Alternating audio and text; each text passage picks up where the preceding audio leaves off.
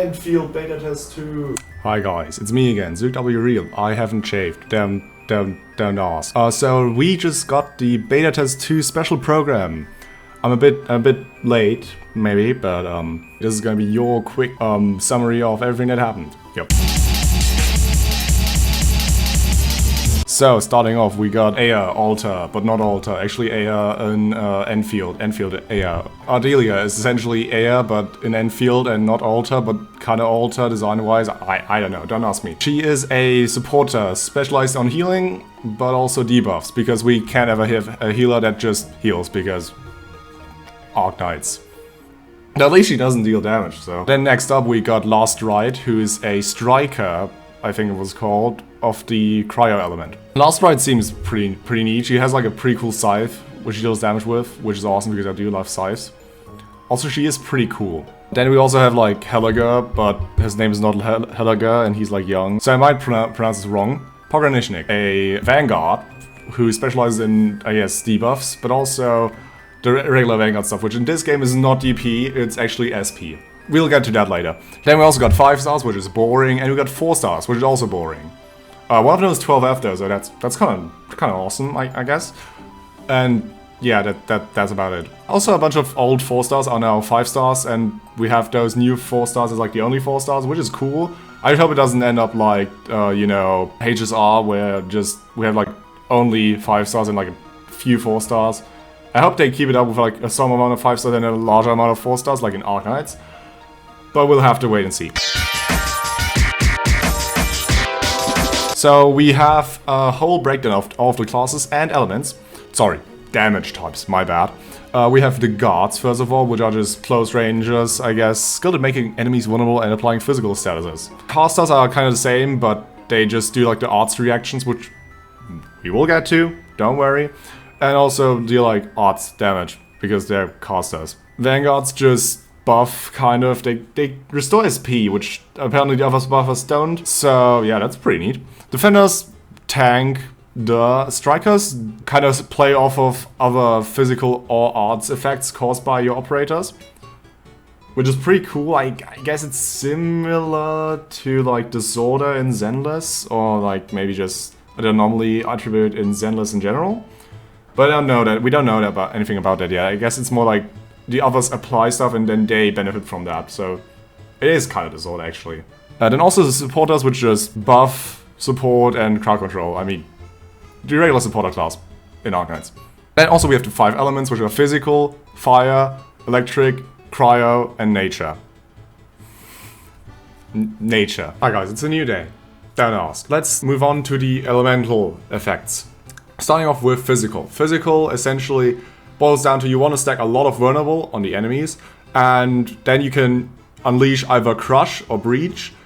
And depending on the amount of vulnerable, Crush will deal a lot more physical damage, and Breach will debuff the enemies quite a bit. Then moving on to the art stuff, which is Heat Infliction, Electric Infliction, Cryo Infliction, and Nature Infliction, because, yeah, Nature.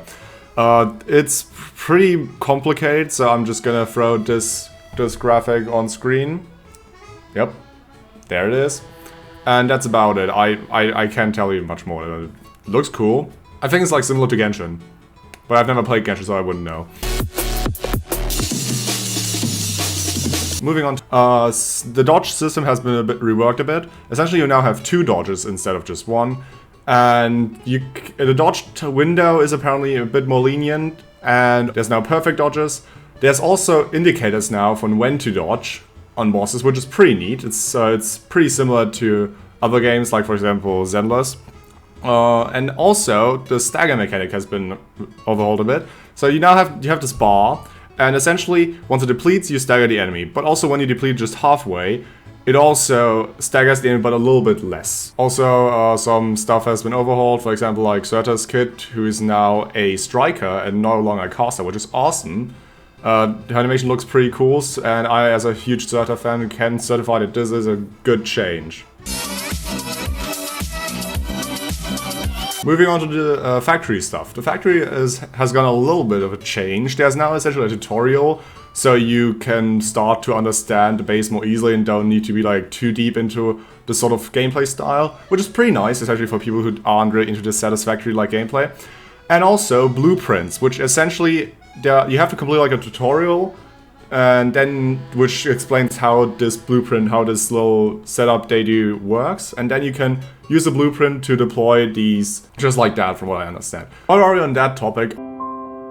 Also, the co-op stuff has been a bit of a haul. Once you reach a certain level, first of all, you can essentially like find, also leave certain structures on the overworld behind for other players, and also like write messages, I guess, which is pretty neat. Could help. I could also see how that gets really cluttered and messy, so we'll have to see how they actually do that. Also, you can apparently create custom blueprints, or at least share blueprints with other administrators, which is also pretty nice, because, I don't know, maybe you could, like, in the future, people don't have to worry at all about their base, because they can just download or find a blueprint from somebody who just made an entire really efficient base and then just deployed it down. Then on to your other base. I guess it's like the airship Endmin Star Wars type of thing. Insert the image of Endmin being all evil and scary. So, essentially it changed, I think it changed a bit actually. I don't know from the first beta test because I didn't get access. They talk about you have the ability to talk with your operators there and like build their trust and interact with them, which is pretty nice. I like that. Also, there's a new little module stage thing where you can like enter certain zones and then get like rewards from that. Sounds good. I mean, more rewards are always pretty nice. I don't really know how it works, but it looks pretty cool, and apparently like a lot of missions. So yeah, we'll have to see, but it sounds pretty nice. Also, there's now a showcase room, or like your own personal thing, which is like pretty cool, because as a Splatoon player, I have always yearned for like, you know, the apartment in Splatoon 1, which you could customize, which we never got. We got like the lockers, but that's besides the point. Essentially, you can like display like your operators, your weapons that you got, and also what looks like to be medals. And I love that, because I love the medals in Arknights. It's really cool to absolutely flex on your friends how cool and awesome you are, but also how little time you spend touching grass. But also, it's just really cool to have that, especially if they implement these custom-looking medals that you can customize. It would be really awesome if they did that. Not confirmed, but it looks to be that way, you know, with like the hexagonal thing and all. Yeah. Moving on to the headhunting. The headhunting hasn't really changed, except they specify now that like the raid up operator from one banner stays in the next banner's 6-star pool for like 2 more. So like they start in the original banner where they have the raid up, and then in the next 2 they will be still obtainable but not raid up, and then on like the 4th one they will just be gone from the pool. Obviously they are going to do reruns, as they also state here, but it is pretty nice, I guess. Is it really worth it? I don't think so, because you have to pull a lot just for the chance to get them. Again, if you don't get the raid up, then you could, but you could also get like all of the others. So it's nice, but it's more like a little quality of life thing, and like I pull for a unit, I don't get them, and then like in the next banner I also want that unit, like on the banner, but I happen to lose. But then I get the operator I wanted from last banner, which is cool. But again, it's not really worth like pulling too much to get that operator when it's not raid up. So you should probably still save more for reruns in that case. But it could be pretty nice if you like accidentally get the operator you wanted anyways. Moving on to the weapon system. The weapon system is still pretty much the same. You do have to do temples, and after 4 temples you're guaranteed a 6-star weapon. After 8 you're guaranteed the featured 6-star weapon. And now also, apparently there's like the 10th attempt you get a crate, which you can exchange for a non-limited 6-star weapon. And then after the 18th attempt you get like the featured weapon again.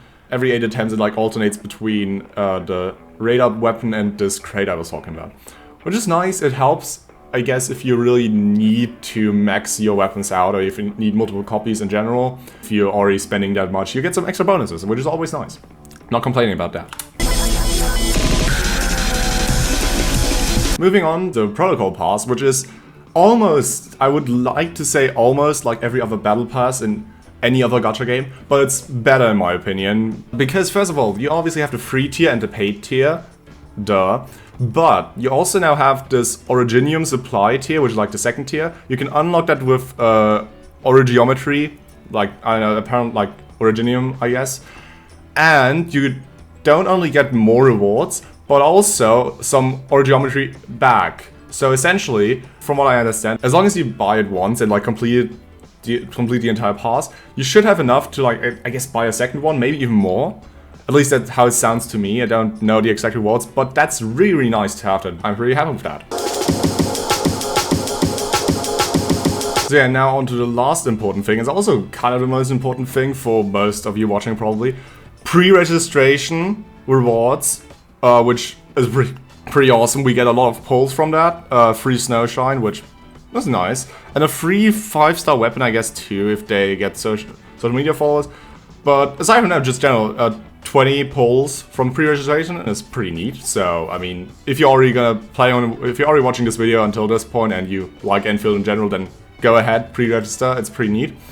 And also, beta test 2 is now like live. You can apply. Go ahead. Go to either this website right here, or I'll provide a link down below, and you can apply for the beta test too, which is awesome, because I would love to get in there, because I won a beta test, but I didn't last time, so, you know. But yeah, it's pretty neat. And yeah, that about covers all of the things from the beta test 2 special program. If you enjoyed, then maybe follow. I'll do more Enfield content once the game releases, and maybe if I get beta test access, but below, what do you think of Enfield so far? If you liked the special program, and yeah, see you guys in the next one. Bye bye.